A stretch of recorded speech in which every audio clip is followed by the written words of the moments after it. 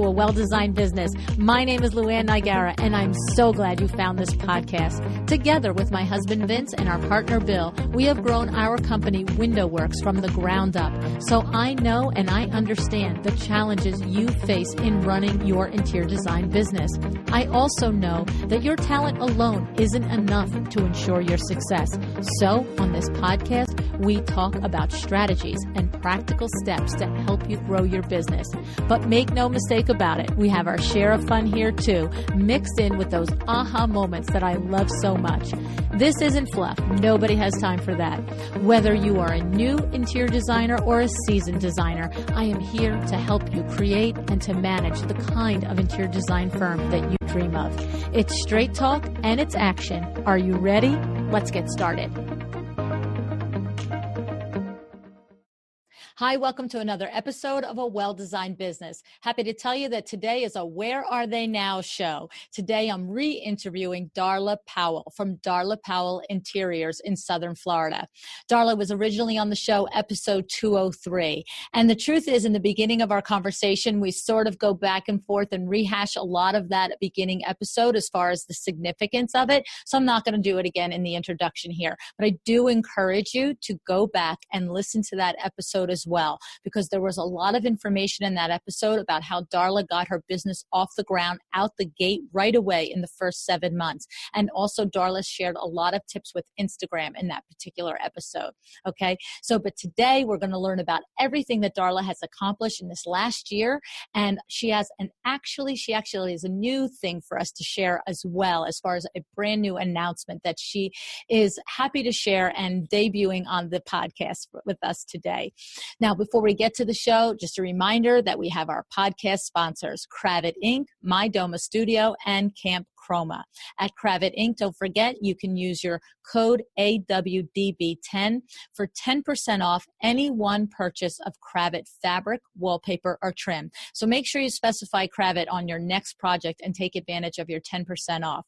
Then you have My Doma Studio, the platform to manage your interior design business. It's the place to communicate with your clients, your vendors, to make your mood boards, to create packages to sell to your clients. The possibilities of how My Doma Studio can help your business are literally a mile long.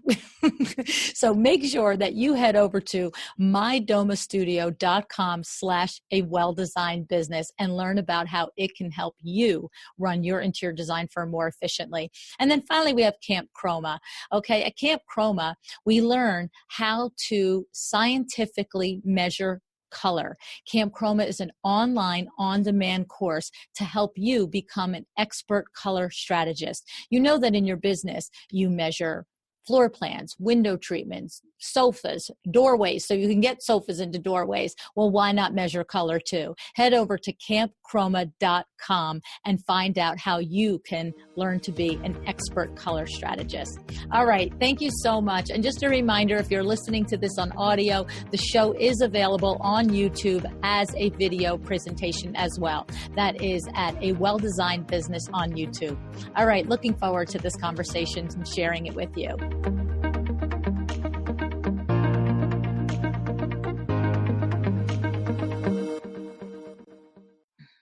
Hey, Darla, thanks so much for coming back on A Well-Designed Business today. Thank you, Luann. I'm so excited to be here and be back on your show. I know. It's funny to think how much has happened in this last year. So you were on the show episode 203, right? Yes. And we started talking about a Where Are They Now show. And I really was so excited that you wanted to do a Where Are They Now show, because you have really, look, for everybody who hasn't heard episode 203, please go back and listen to 203. You could do it after the fact. It would be sort of good to listen to it first and then come back to this one, just saying, but not a requirement. But the thing is, I was super impressed when I met you for that episode when I learned that you were only in business for 7 months. And in the last year, we've become really good friends. I mean, we've seen each other at events. You came up, you and Natalie came up to New York City for the birthday party at LaFroy Brooks in February. Which was awesome, by the way. I know, it was so fun, right? That was And great. then, The after party especially. yes. And then we were together at High Point this past April. And of course, all the interaction all through the year through social media. And so I watched your whole business and your whole platform develop. You have the Facebook group, Design Blog, what was the exact name? The Design Blog Laboratory, right? And you, Darla, are such a good leader in that group. You really, thank you. No, you are. I mean, I like, my thing is like, I'm always enjoying the moment and the process, but I'm also always evaluating. Like, I'm always like, are they doing that good? Does that look good? Is that smart? Was that a smart thing to say? Was that a helpful thing to say? Was that necessary? Was that, and I feel like you're always nail it. I feel like you do a really, really good job. Oh, thank you so much. I appreciate that. I love to hear that, because sometimes you just put stuff out there and people are watching and listening, but you don't get a lot of feedback. So that's great to hear. It is the case, right? And that's why I always say to people, if you leave a review in iTunes, that'd be awesome, right? Because it's the truth. You're talking to the walls. Yes. And I say when I mention in an outro or an intro and asking for a review, I say, because I read the reviews, and from the reviews, I either lean into something that I'm doing that everybody really likes, or I back up from something that people are like, not so much. You know what I mean? And so it's helpful, because who else is good? Like, my mom isn't going to say I'm not doing a good job. Oh yeah, my mom loves everything I do. So. Exactly. Besides my editor, she's the only one that listen to every show, so who's going to tell me? Yeah, I do have a couple friends that will tell me, and I get an attitude. I'm like, what are you saying? But I'm like, oh, they're right. Yeah. They're right. Yeah, I do. Thank God for them. That's it. So feedback is a good thing, right? Oh, yeah. It's so important. Yeah. So anyway, so you, it's almost a year to the day since you were on the show. You were on the show last year in July, and this year the show's going to air in June. And what has that year been like for you, Darla? Are there things that stand out? Because, you have so many peers out there that are starting their journey today, being a new baby designer is born somewhere in the world, right? Yes. So, what would you say, what would you share are some of your the biggest revelations or aha moments or challenges that you can think of from this last year? Well, starting right out of the gate, I had a total head start, because I had been listening to your podcast for almost a year before I started, right? So I went in swinging, right?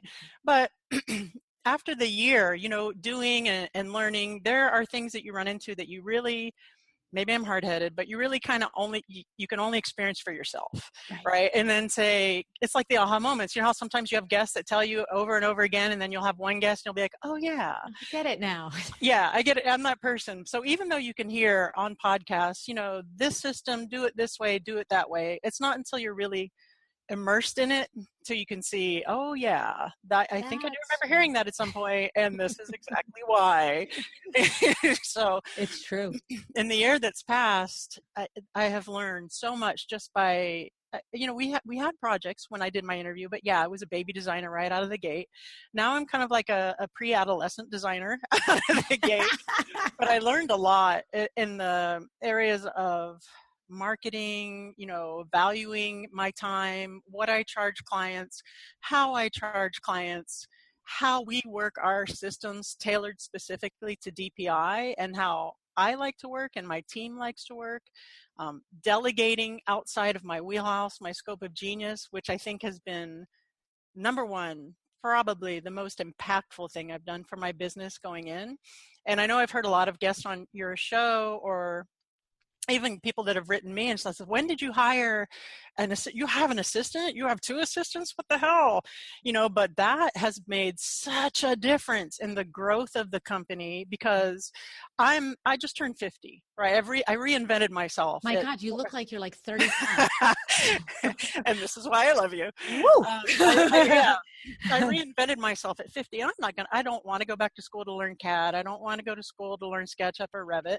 But I put out advertisements in LinkedIn to delegate that outside of my wheelhouse. And that I picked up a book by, I don't know if you've heard of it. It's called The Big Leap by Gay Hendricks.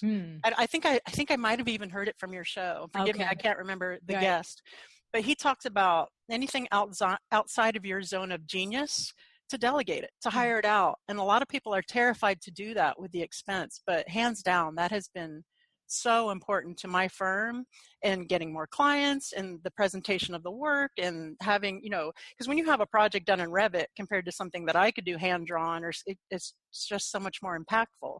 And it's affected how much I can charge clients, and just image is everything, right? And how you present yourself and I think that's one of the main reasons why the firm has grown just leaps and bounds in a year. And people think, like, even at the 7 months, you're like, I can't believe you've only been in business for 7 months. People still can't believe we've been in business for a little over a year. Yeah. And that's let's pick it apart a little bit, because the thing is that I hear you. I hear what I'm hearing is that what you're saying is that on 2 levels, being willing to hire out for things that are not your zone of genius was helpful on 2 levels. This is what I heard. Number 1 was actually someone can do it better. Okay. in less time. Right. Can do it better and in less time. Right. And number 2, I'm hearing that you're saying is that it enabled you to, well, I'm not going to say three things. Number 1, it enabled you to do someone else to do it better and in less time. It enabled you to do things that, really, you're really good at. So you're not struggling through a task that you're not good at. And then the third thing is that it upped your game brand and visually wise. And so therefore you went right quicker, sooner to being comfortable in charging higher rates because you were presenting yourself so much more professionally. Is that right? Yeah, exactly. Pardon me. That, and also because, which a few things that I've heard on your show before is, you froze a little bit there for a minute, is it enables me, it gives me more time to be the actual rainmaker for the firm, right? Right. I discovered that the hard way as well. In the 7 months, I imagined I'm going to be hands-on designing every little thing, but there's not enough time in the world, because if it's my firm, I have to be, out doing podcasts or doing interviews or doing videos and meetings with contractors, meetings with realtors, making it rain. I don't have time to sit there doing SketchUp and Revit for, 10 hours when it takes my lead designer, Johanna, two. Right. Why am I struggling through this? So now let me ask you something, Darla, because there are lots of designers listening to this right now and thinking, my God, I'm doing SketchUp and Revit for 8 hours. Yeah, did it, I'm on my 9th hour today. Holy moly, right? So is it that because you are not 25 years old and that you did have a full career and that in other words, did you come to starting your firm with a reserve of money at the ready and you said, look, whatever it was, whether it's $5,000 or $25,000, I've got this amount of money. I'm willing to invest it and spend it and do it until, if it goes, it goes. But if it builds, it builds. That's good. But in other words, everybody else is literally trying to always how am I going to pay for that? Right. So okay. Did you come to it with an investment ready to make into this business, or tell me? Right. Yeah. Obviously, you need to plan, right? If you're going to start a business, you need to have some money to plan. I mean, I know a lot of solopreneurs, they'll go into it and, they're just client to client and client, and that you have to start somewhere. You do have to build. And we didn't hire until we were in about 11 months out, 10 months out, because we started, the income started coming in, and I saw that I was limited on the time, and this would bring me more money, because what we had said before. But yeah, I was, like we had discussed in episode 203, I was in law enforcement for almost 20 years, and I had a retirement saved Right. towards that, which would be just like anyone else saying, okay, I'm in job A, I want to start job B, let me plan for it. Right. Let me put some money in savings, because it does take a buttload of money to Yeah. run an interior design firm. It's not just you go out and here you are, let me pick some paint colors for you. There's a lot involved with the marketing and everything. It's a lot more than we actually anticipated, but luckily for us, it's working out. Right. Yeah. Well, you're doing it intentionally. And Yes. so, and the thing is, it's common knowledge. It's commonly understood in business circles that with each hire you make, you should theoretically be upping your revenue at a greater level than it costs to have that person. It should not be a wash. If you're Right. paying that person 20,000, it shouldn't bring you 40,000 in revenue, and now you're a wash. If you're paying her 20, it should bring you 70 or 80. If you're paying them 100, it should bring you 200, 300, 400,000. You know what I mean? Right. So it depends on what level of expertise that you're hiring. But the thing is, the knowing that and the being told that is different than having the safety and the confidence to do it. Right. And the worst case scenario, let's say you do go out on a limb and you hire an intern or you hire an assistant and you pay them $15 an hour or $20 an hour and $11 an hour, whatever your market bears. And it's not working out or it's not coming in. They're not married to them. You can always pivot and go a different direction and say, maybe I did that a little too soon. Maybe I'm not quite ready for that. Or maybe this person isn't meeting those expectations. So there's nothing, there's not super glue. You can, right. Yeah, you can still pivot. Right. And you also have, services like Brittany Elms, my design assistant, where you can just hire a qualified person who knows the design industry for one-off projects and different things like that. If you don't think you have the pipeline established enough to support even a part-time person on a regular basis. And it's great that you mentioned that, because that's actually a really good gateway drug into hiring an assistant or somebody, right? That is actually how I started, because I hired Lynn Chrisfalusi, pardon me. She's off of in my Ivy group. She started doing some of my renderings because I was doing these really crude, rudimentary renderings, which got the point across, but they were no great shakes to look at. And I started farming those out to her, saving, and starting to put myself into that zone of genius, which sounds funny, but is what it is. Yes. To do the rainmaking and the big picture aesthetics. And when that started working out real well, a light bulb, let me have a body in here that can actually see the space, field measure, Yeah. Why do I have to prepare all the information to give to her? Just let me have my assistant come along, take all the information, all the notes, and then go back and make the thing. And it's so nice. It's so nice. Yeah. Yeah. So, well, Darla, look, not only are you, you could, like we said, you said you're 50 years old. You had a full career in law enforcement. Like, you come to it with, I guess, just more self-confidence as a human being, and it translates into running the business, where if you were really 1 year in business and 25 years old, it might have, you might still be the same personality that would accept some of these things that the other people on the podcast have told you, but maybe the fear would have been greater. True. or maybe you would have waited 15 or 18 months instead of 11, you know what I mean? So, however, it still takes courage at any point, no matter who you are in your business, to take on an employee. It's a very serious thing to be responsible for somebody's livelihood, even if you can pivot and let them go, because who wants to do that, right? You don't want to do that. So it's a serious undertaking. And it's good that you mentioned again that I just turned 50, because after I turned, well, I don't mind it. I own it. It is what it is. I've reinvented myself. When you look like that, man, I would walk around the sign and say, "Did you know I'm 50?" God bless you. Bless your little heart. I love you so much. What was I going to say? Okay, so after we did the first podcast, I had so many designers.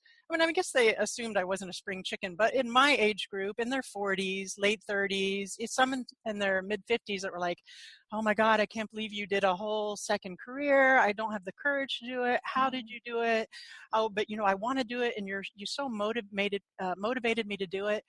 And I can't tell you how awesome that was to hear that. I've had friends that have been like, and I said, look, I totally reinvented myself at 49. Life's not over. Hell, you could live another 30 years for all you know. And I Right. had a friend that didn't want to do video. She didn't want to do pictures because she just turned 58. And I'm like, do you think you're the only 58-year-old woman in the world? You know how many people you could motivate by going out there and just being badass and showing, owning it? Yeah. And that has been just so awesome. Yeah. Because in the No. beginning, I was like, oh, yeah, I didn't even think I told you my age in the first one because I was like, No. oh, this is a young girl's game. But you know what? Screw it. Yeah, no. Yeah. That's why I was really very surprised when you said it earlier. Because like I said, I have met you a couple of times. There's not a chance I would have. I already love you, Luann. I really do. I know. I'm piling it on now. No need. That's awesome. Right. Okay, so tell me, what would you say? So you recognize that you needed to hire. You did it. Okay. You recognize that once you did hire, that you were able to spend more time doing things that are created more money and more Yes. projects and so forth. You also recognize that it elevated your brand and the work that you were doing as far as in the presentation of the work and so forth. Is there anything that you can think of, Darla, that was a particular, come to Jesus moment where you were like, did I leave my career for this? Like, or, what am I doing? Like, should I have gone to work for someone? I don't think you probably ever have had one moment where you wish you were a cop again. I'm pretty sure of that. No, Yeah, that was a I'm very pretty sure. fulfilling career, and I have Yeah. my rewarding moments from that and great memories, and I was able to help people in a different way. But no. Yeah, no, I didn't Good. suspect, knowing what the Yeah, conversations we've had, but yeah. did you have any moment in the last year where you were truly frightened or second guessing yourself and thinking, should I have worked for somebody else instead of had my name on the door? Like, tell us a particular. I didn't have any moments where I was frightened or I want to work for anyone else, because that's another beautiful thing that comes when you're my age, Mhm. is you're pretty set in your ways. Okay. And you do have that get off my lawn. You don't want to work, for anyone else. But in the beginning, we did have a couple of, challenging projects with some clients that were, a little more challenging. And I remember thinking to myself, man, the only difference is I'm just not getting shot at here.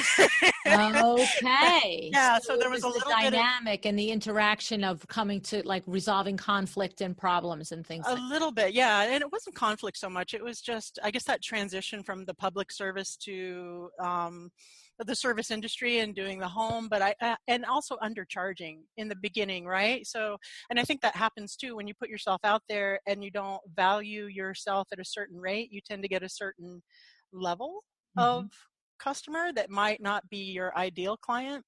So that was a huge aha moment. And when we started raising our rates, and I was like, some of these projects that we've done, or some of the, they turn out gorgeous anyway. And the clients ended up being lovely, even though it was, a little bit of a hard road.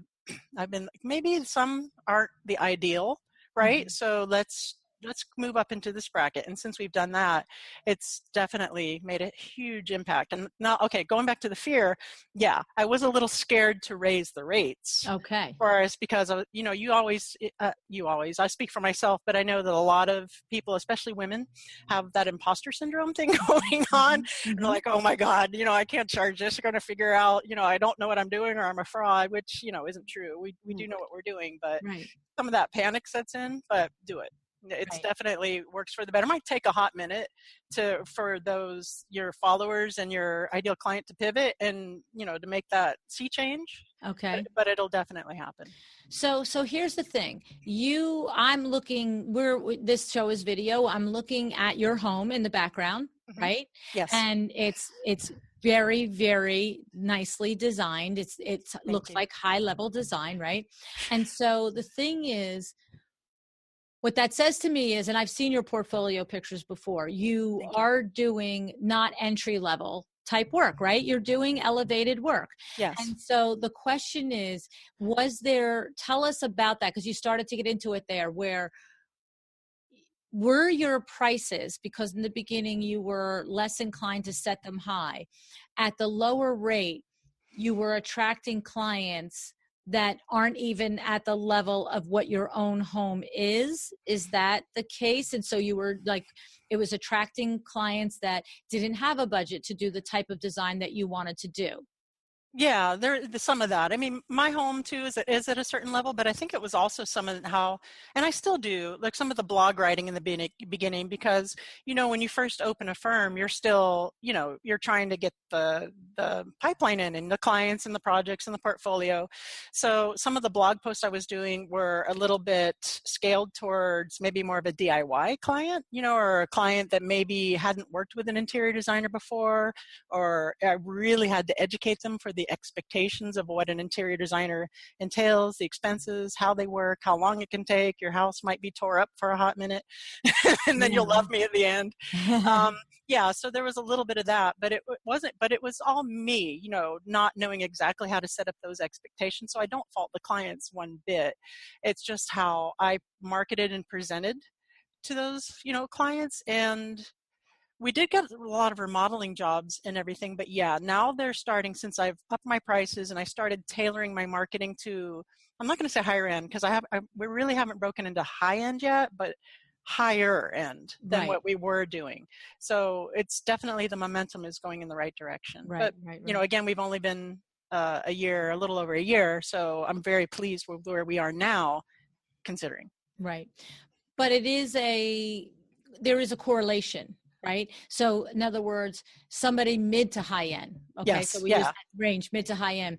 Somebody mid to high end is likely had possibly some experience connected to an interior designer, even if it's not a personal experience. They've had a friend or relative that's used a designer. So at mid to high end, right? Right. Yes. And so they at least have an idea. Even if their idea is unfounded or wrong, they're probably thinking, I'm expecting them to be $150 an hour. I'm expecting them to be $250 an hour. Or how about this? I'm expecting them to be $200 an hour, and I'm going to be so happy if they're $125, right? So, but the thing is, if they come to you and your website and they find that it's $85 an hour, a mid to high end is going to be like, that's not my girl. Mm-hmm. Yeah, they're going to be like, well, maybe there's something wrong. And I find that clients tend to, maybe they don't go with the highest end, but they go with the sweet spot. You don't want to be the low, maybe you don't necessarily want to be the highest unless you're Kelly Wersler or someone like that, which, not. But yeah, you need to find your sweet spot for that ideal client in that market. And I think that's one of the biggest things that we've learned over the last year. Yes. I have to say, in coaching designers, especially the newer designer, when they're sitting at that $75, $85 an hour, and the biggest complaint is, I never get a client that has any money for a project. And I'm like, because that's exactly why. They're in that spot. And I said, now you have to have the talent to go with it. You can't just put a shingle out there at 150 or 175 an hour and really be a minute out of school and have no confidence in skills. Exactly. Some people pop out of school with confidence in skills. You popped out without school and confidence in skills. So good on you. Thank you. Yeah. I you know what I'm saying? But that's it. You bring the stuff with you. Exactly. And not only do I have the confidence in the skills and the overall vision, the overall aesthetic, and I can walk into a room and see, okay, I want it to be like this.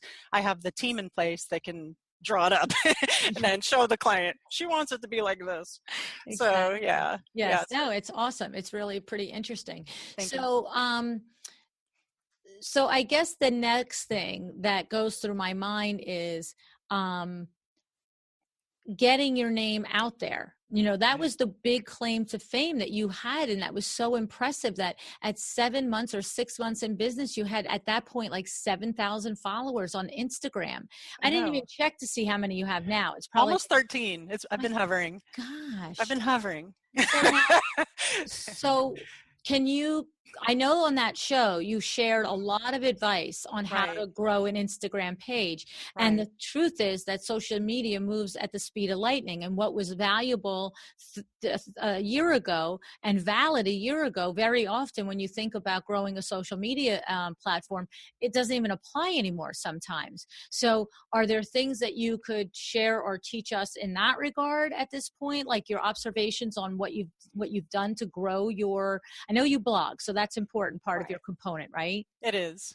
And I do blog, and I try to blog weekly, although DPI has gotten so busy that I haven't been blogging weekly because we've been so busy. And I've kind of put myself in a corner because my blog has a specific Darla voice. So I Yes. really can't get anyone else to write for me, which is fine. I love writing my own blogs, but yeah, once a week, blog, promoted on social media.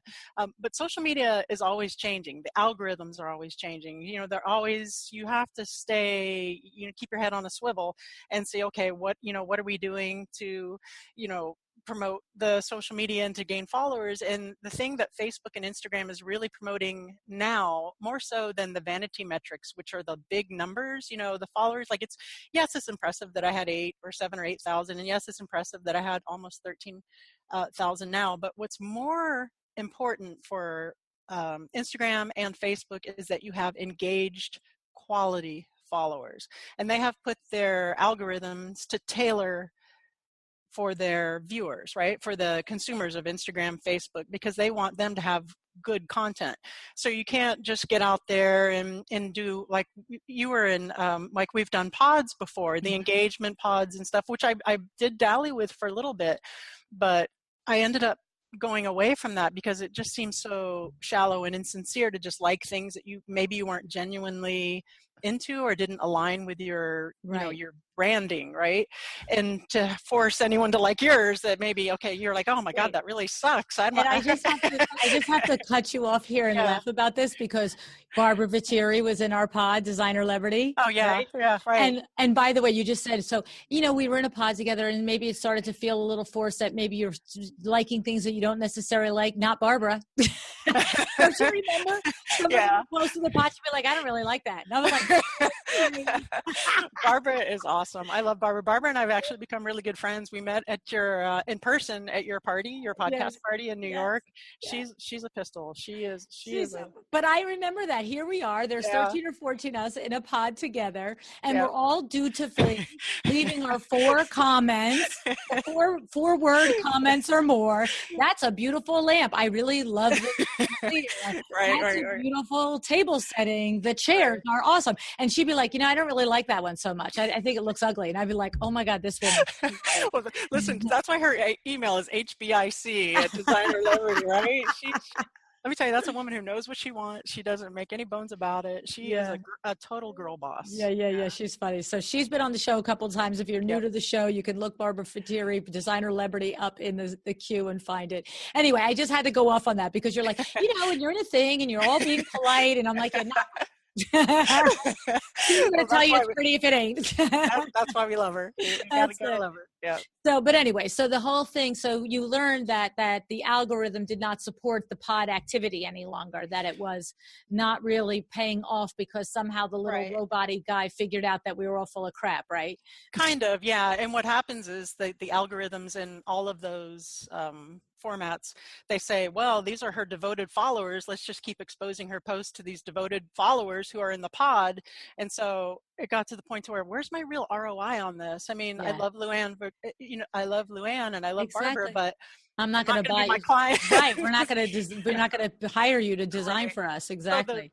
So while the numbers did jump up a little bit for the followers, especially in a new engagement pod, because you get that pod to follow you and maybe some of their friends, it's more what's called vanity metrics, and you look at the numbers rise and you're like, oh, look how awesome I am, look how many followers I have, but it's really kind of spinning your wheels because it's not genuine, authentic, engaged social media marketing. So are you describing now that a designer that has maybe 400 followers has as much ability to make an impact in their marketing on Instagram if 50 of those 400 are legit people that are oohing and eyeing and talking about their post, as opposed to if you had 10,000 and 50 were oohing and eyeing? Like, in other words, the metric now is in relation to how many of your followers are engaged, or is it still like 50 is good, whether it's 50 and you have 400 or 50 and you have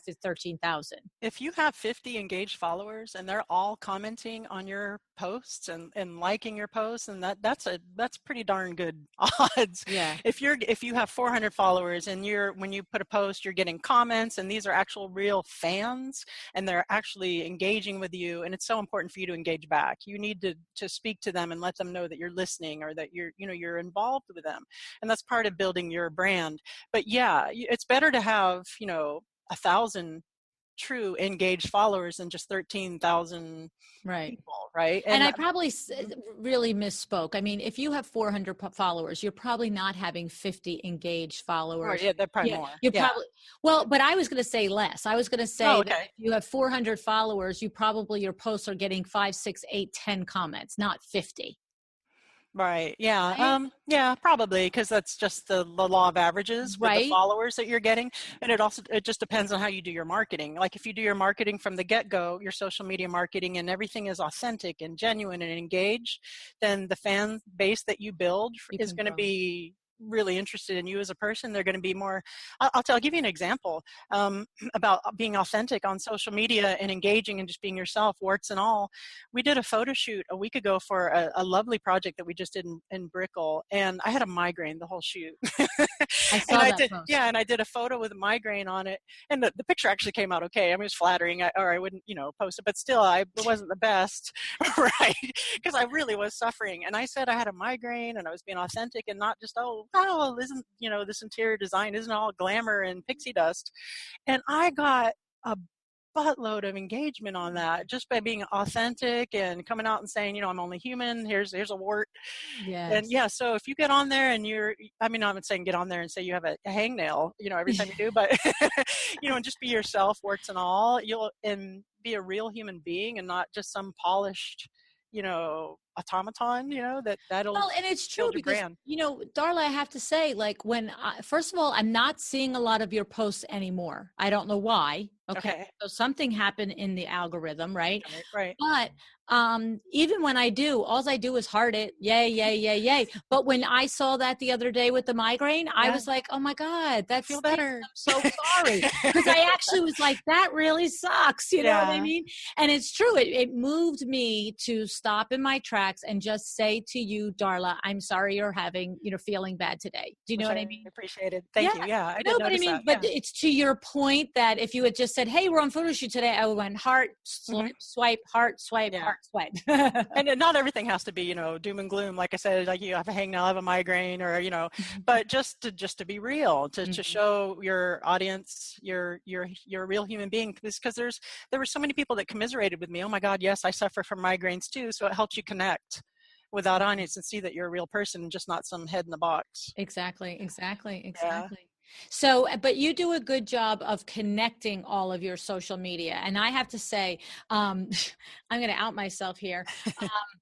We started a conversation on the show about Pinterest with Allison Fannin from 235 Designs. Is that? Yes, I know Allison. All the firms with the numbers in it. My brain is like, what number is her firm? But it's Allison, and I know Allison. Yes. Hi, Allison. And so she started the conversation about Pinterest, and then Leslie Carruthers continued it more with Rich Pins. And since then, I've had Summer Tannhauser, who is an outside Pinterest expert. And by the time this show airs, I probably will have aired or very close to airing a show with Kate Ahl, who is like the Pinterest lady. Okay. However, but what I remember, and the point I'm making is, I remember when Allison mentioned Rich Pins, and then I had Leslie on, and Allison brought it up toward the end of the conversation, and I was like, oh my God, I'm an hour in, I can't go down this rabbit hole. So when Leslie came on and I asked her about it, literally that day, you were in the Facebook group going, I set my Rich Pins up, this and that and the other thing, and I just was like, oh my God, she's so good. And I'm like, 10 months later, I'm like, can somebody listen to the show and set Rich Pins up for Window Works? Like, I still haven't tasked anybody with doing it yet. That's actually very helpful. That was a great show with Leslie. I met her at High Point for the first time Yes. too. But hi, Leslie, she's awesome. Smart lady. Yeah, very smart. That's made a bit of a difference in my Pinterest. So Pinterest, I'm still learning. I'm still the Pinterest thing for me, man. It's just because I enjoy Facebook and Instagram so much more. Yeah. But the Rich Pins have definitely helped bringing traffic to my website from when you blog. You know, in that, yeah. So that was. Well, and that the was thing for me smart. with Pinterest is yes, Instagram and Facebook are more enjoyable because we're people there. Hi, Darla, I'm sorry you have a headache. I mean, a migraine. Like, it's people. There's that, yeah. Pinterest doesn't have that, connection, but from an intellectual, objective standpoint, I can recognize how when they started to describe Pinterest as a search engine, yes, it's like, oh, yes, exactly. This isn't all fun and games. This is actually, so I have to say that I, number one, was impressed that you immediately revamped yours. And I was like, just still dreaming about it. I'm a woman of action here, Luann. You are. That's my point that I'm making. And that's what I love, and I'm like sitting here going, we still have to do ours. But part of it is what I understood it to be is that, and maybe you'll correct me on this, but one of the reasons that I haven't been tasking anybody at Window Works with it or even at the podcast with it is because I understood that it's really in concert with the blog post. That's the big value of doing it, not just pinning crap to pin it. You have to pin something that connects to your blog. And we haven't gotten our blog game locked down yet. But you also have projects. You do Window Works. I mean, I see on Facebook all the time, you put out your window projects and stuff. So you also have a lot of value in that apart from your blog. Okay. So, I mean, I have to there's, understand it. and it's, if you think of it as a search engine too, I mean, and especially since your niche, that's it. Your window treatments, the end. That's perfect. Oh, see, I really was holding back thinking it needed to be in relation to the blog post. That was the germ of it. Not only, no, I wouldn't let that limit you. No, I would be posting the heck out of that. Oh, awesome. Yeah, now and do your Rich Pins. Thank you. Finally. You're welcome. I want to check in with you in a week and make sure. Crap. It's not like you don't have enough to do. Right? Yeah. Oh man. Well, so that's interesting to know. So that's part of your mix that marketing. I mean, because what I'm getting to is that you've done a really good job of identifying your ideal client, marketing to your ideal client, and the different ways that you've done it. So you've done it through your blog, you've done it through your Instagram. Now, have you been getting clients through Instagram, Darla? I actually have. I've gotten clients directly from Instagram. A gentleman who's a physician in Coral Gables, he has a $2 million house. We went out and gave him a consultation that we're in the process of sending him his his proposal and everything for. I have received clients directly from Facebook. I've seen your videos. I've seen, I just Googled interior design Miami and there you were. And then they saw your video and they feel like they get to know you through that. Right. Right. So yeah, I have definitely, I even got through Instagram, Natalie and I even had an interview with a television producer who produces design shows for big name design networks simply from the social media exposure. Whoa. Yeah. And your social media from the beginning was always, your Instagram particularly, was always a mix of other people's work. Not right in the beginning because your own work. Yeah, you're building your portfolio. So, I was representing my aesthetic, giving shout outs to designers who I admire or whose aesthetic I admire. And then we transitioned from that to doing more of our own photos, more of our own work, here's a picture of this cool thing I saw at the store, but we still do that. And and it's a good strategy too, especially if you have a larger brand with a bigger following that aligns with you. If you give them the proper shout out, the proper credit for their work, they we just had a firm, Waddell and Boschetti, right? We just tagged them and said, here's their work. Isn't it awesome? And they were like, thank you for the work. So you get a little bit of a boost from that. Okay. And they love it. They love it when you share their work and they're amazing. I love their work. So.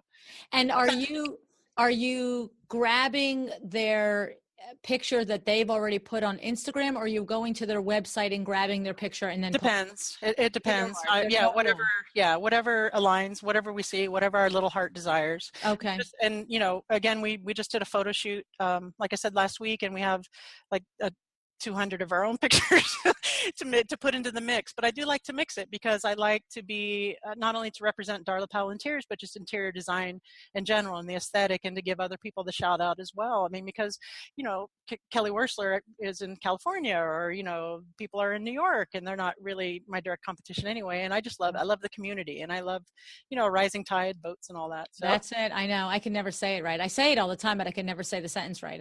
We all go up when everybody goes up or something. So the thing is that, it's funny. I have, for the most part, I would say the largest majority, maybe even like as high as 98% of the people that I've spoken to on the podcast have agreed that but featuring other people's work in your feed is a good, valid thing to do, of course, with recognition and credit. And a couple, maybe 1-2 people, I feel like over the course of the last year, a couple of years, have said that they don't like that as a practice for building your own brand.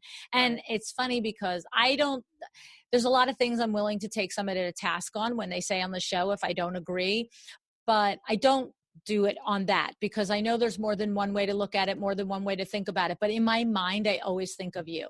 I always think, well, Darla got 7,000 followers in 7 months by doing it. So I got to we do post our own stuff too now. Yeah. But I mean, the first 7 months, it was it was a lot of, oh hell, what am I posting today? Because another thing too is another reason why we've gone, so quickly and grown so quickly is we haven't really done decor jobs, right?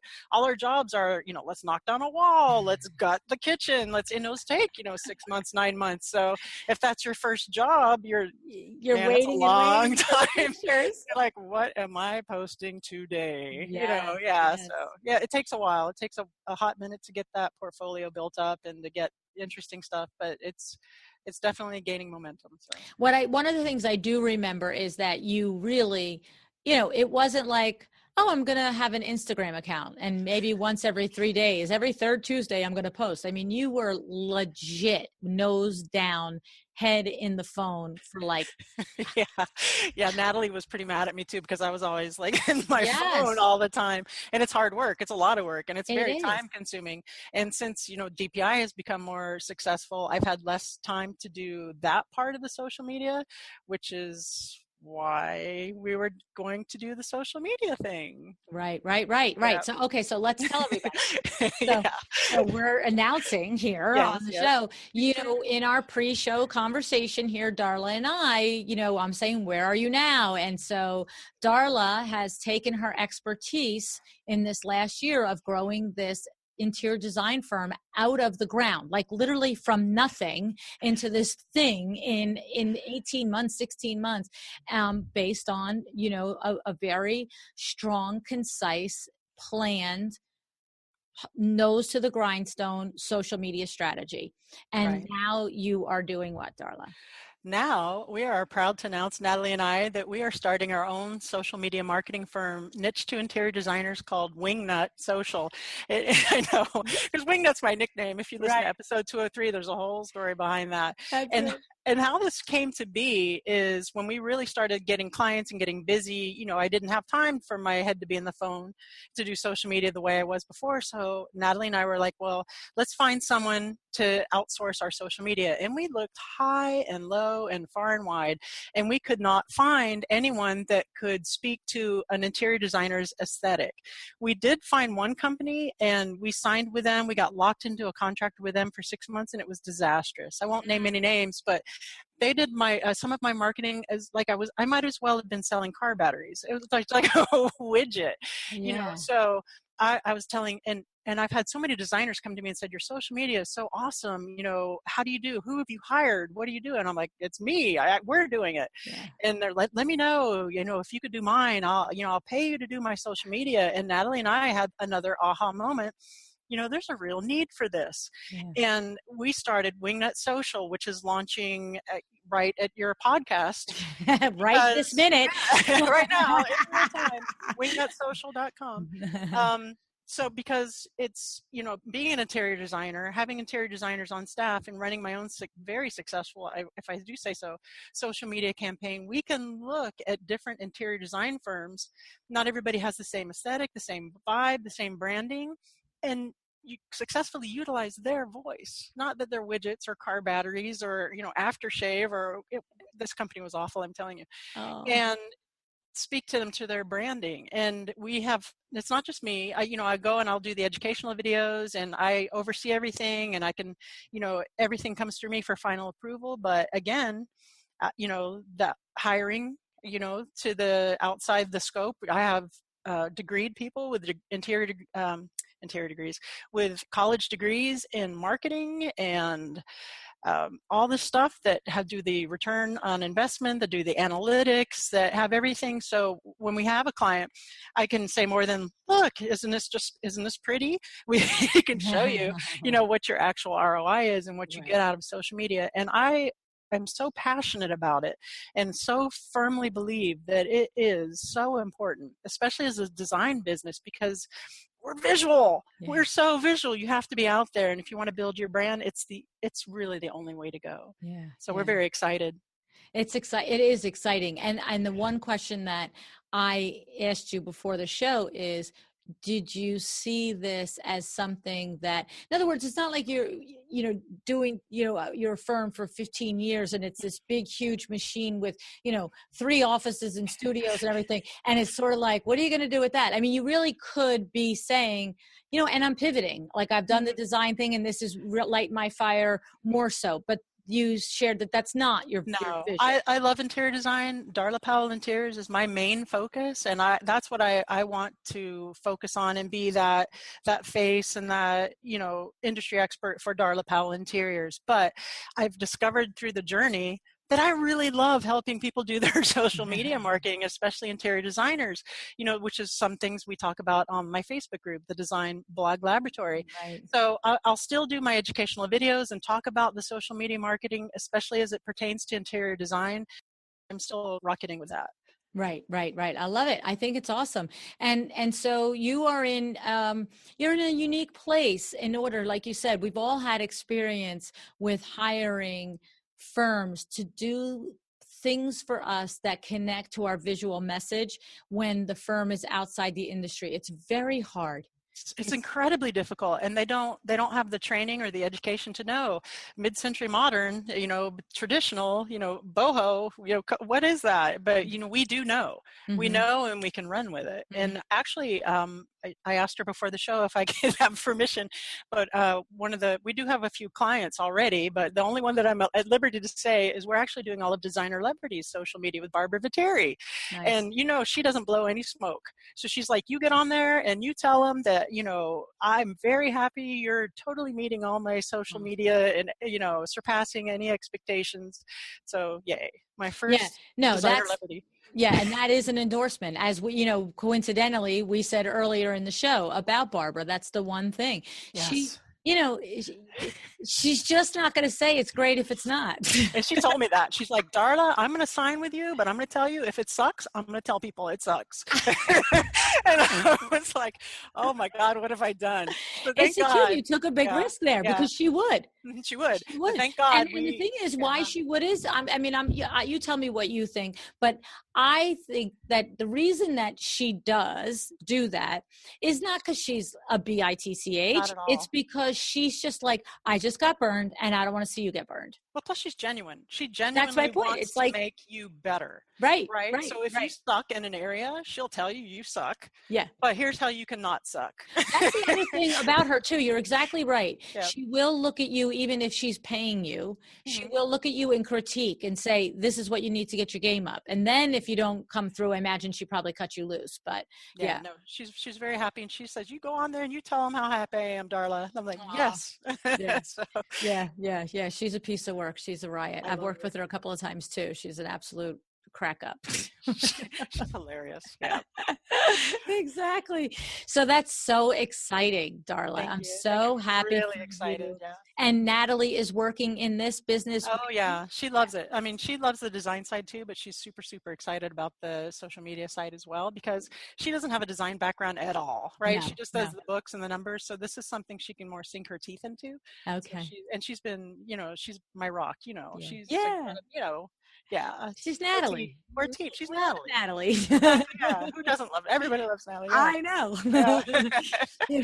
It's so funny. It's like when I go somewhere, and it's just funny that the relationship is the same. In other words, the correlation is the same. When sometimes when Vinny comes with me to public things, you know what I mean? Whatever event it is, they're all like, oh, "That's Vin. Oh, let me talk to Vinny." And I'm like, okay. Or if I swear to goodness, if I do any, you know me, I hardly do any lives. I hardly do any live video, and it's not for anything. I'm not embarrassed. I just don't don't have time. Yeah, I don't. Right. But if I do, and he's in it, like the engagement is through the roof. I said to him, "You're like my puppy." I'm like, "You're like the puppy. Like, you put the puppy in the picture and everybody loves it." You know what I mean? I've told Natalie that too. She's like, "Oh, my puppy." I have totally told her. You told her the same I thing? have told her. She said, "Oh, I can't believe you said I'm your puppy." But it's funny because I think what it is it's that layer of authenticity, right? It's that moment of, oh, that's the guy that she's always talking about, and there they are together. And that's the girl that she's always talking about, and there they are together. Yeah. I was thrilled to see him at your party, and he's so handsome. Oh, he's my Vincenz. He's Yeah. very handsome. Good catch. That's the truth. Yeah, I got lucky with him for sure. He got lucky too, though. Let's not kid ourselves. We have a good thing. It's fun. It's fun.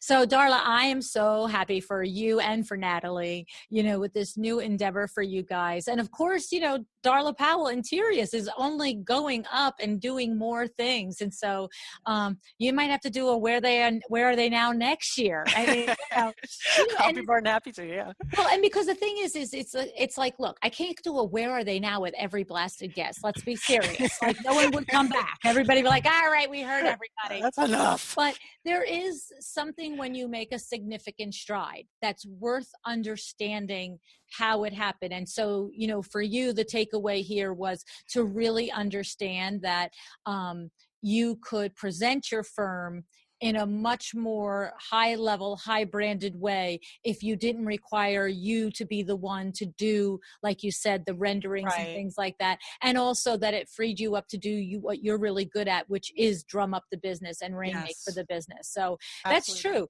I mean, we from the very beginning of WindowWorks, oh my goodness, within, I don't know, weeks, it was like, okay, Luann, you just get in the car and sell. We'll do everything else back here. You have to, when you recognize that somebody's, that's their personality and that's their strong suit, you push them out the door and you do that, and then figure out the stuff on one that has to get done on the back end. So. Right. And that's my area of genius. That's my wheelhouse. That's what I do. I rock Natalie and I rock the consultations. Yeah. We rock the big picture. We do, the meetings, and that's just what we do best. So that's awesome. We just keep doing that. That's right. That's awesome. I love it, Darla. Thank you. Thank you so much. Thanks so much. I was so glad to see you today. Thank you. Same here. Thank you so much, Luann. My pleasure.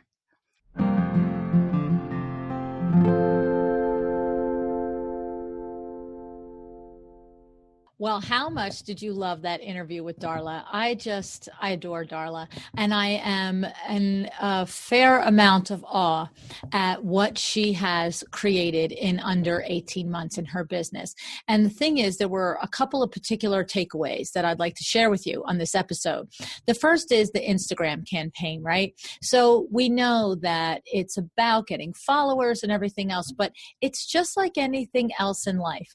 Be nice, right? Be nice, talk, ask questions, make sincere comments. That's how you get engagement, at least according to Darla. And Darla has got it going on. So, and I definitely agree with her in that regard. The other thing that I love about Darla and what she taught us today was that Darla was not afraid to reach out and pay for services that she knew were not in her wheelhouse. So, and also services that she knew would up-level her business. So remember the part of the conversation when she talked about providing drawings for her clients.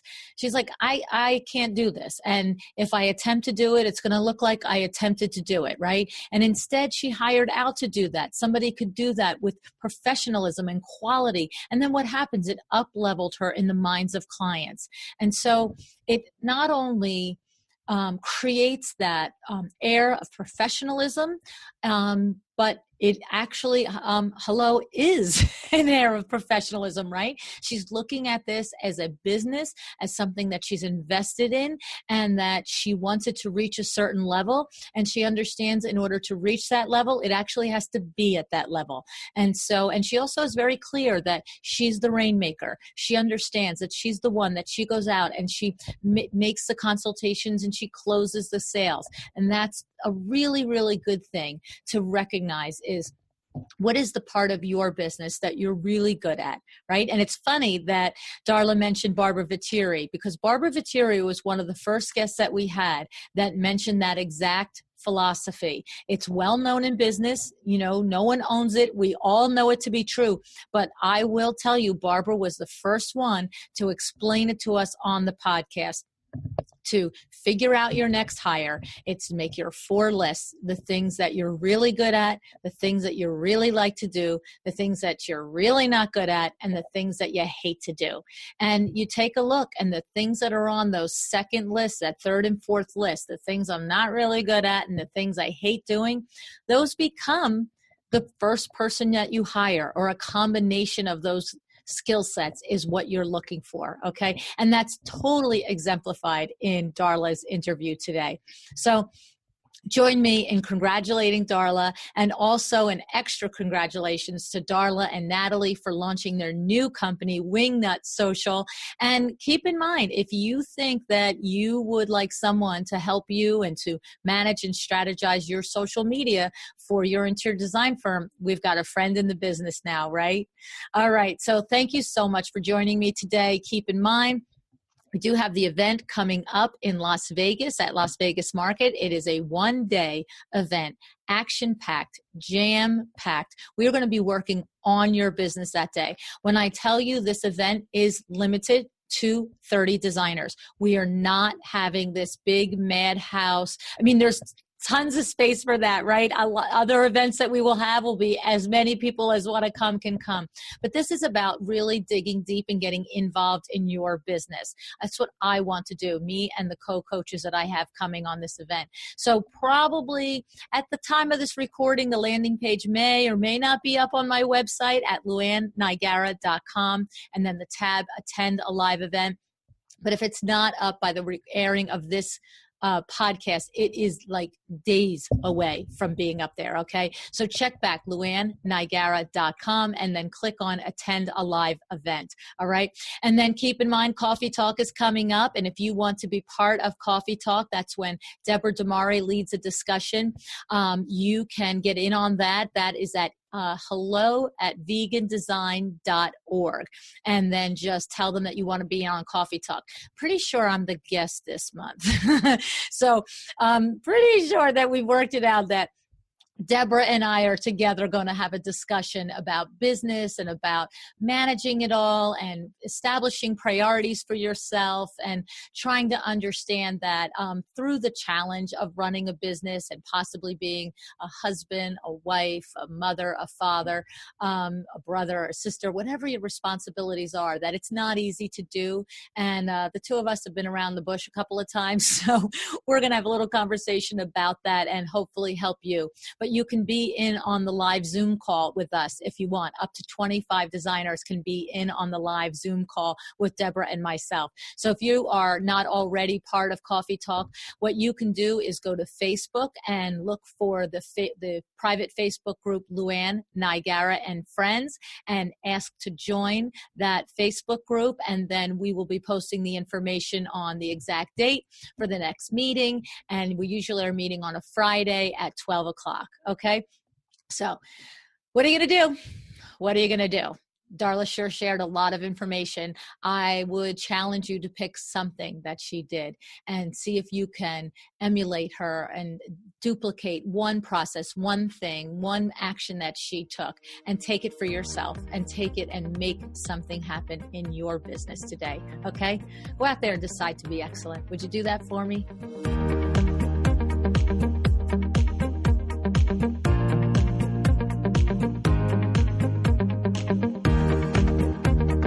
Thank you so much for joining me again today. This podcast is a production of Window Works, your resource for custom window treatments and awnings. To learn how we can help you on your next interior design project, go to www.windowworks-nj.com. And if you're interested in working with me on your business, either through masterminds or one-on-one coaching, or you want to know how to get my book, The Making of a Well-Designed Business, or you just want to know what's going on in the podcast land and where I'm going to be, all of that is found at luannigara.com. Thank you so much. Have an excellent day.